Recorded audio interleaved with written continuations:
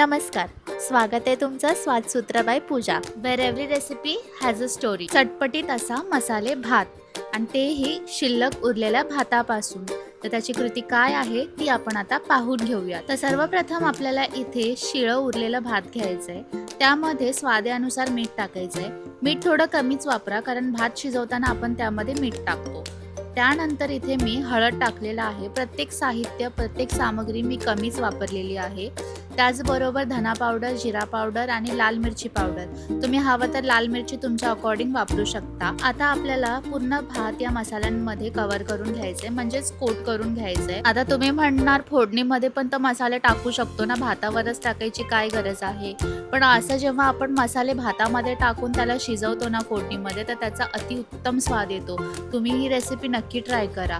आता मी संपूर्ण भाताला मसाल्यांमध्ये कव्हर करून घेतलेला आहे. ही रेसिपी इतकी मस्त आहे ना, माझ्या घरात सर्वांना खूप आवडते. स्पेशली माझ्या मम्मीला खूप आवडते. संपूर्ण भात आता इथे मी मिक्स करून घेतलेला आहे.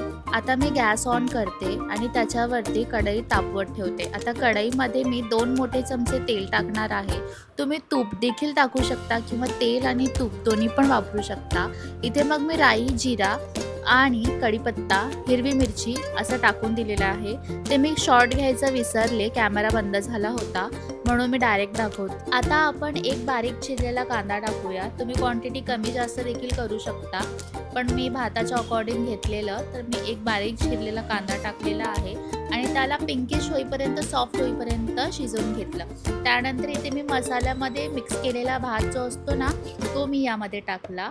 हळूहळू करून संपूर्ण भात यामध्ये टाकून त्याला कढईच्या साहाय्याने मी मिक्स केलं. आता आपण भात असंच परतवत राहायचंय, सो दॅट जोपर्यंत भाताला खमंग वास सुटत नाही तोपर्यंत आपण त्याला कढईच्या साहाय्याने गॅसवरती असंच त्याला फिरवत राहूयात किंवा मिक्स करत राहूयात. मग थोड्या वेळाने भात आणि मसाले संपूर्ण तेलात मिश्र होऊन जातील.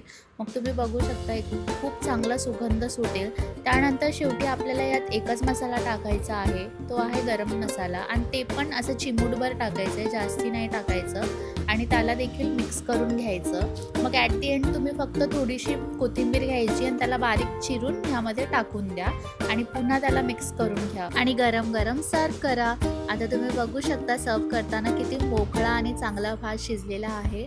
फोडणीचा मसाले भात देखील बोलू शकता, चटपटा राईस देखील बोलू शकता. माझ्या घरात हा भात सर्वांना खूप आवडतो. तुमच्या घरात देखील सर्वांना खूप आवडेल. माझ्या अशाच रेसिपी बघण्यासाठी लाईक, शेअर आणि कमेंट करायला विसरू नका आणि माझ्या चॅनलला सबस्क्राईब करा. पुन्हा एकदा भेटूयात अशाच एका नवीन रेसिपीसोबत. Till then, bye bye, take care.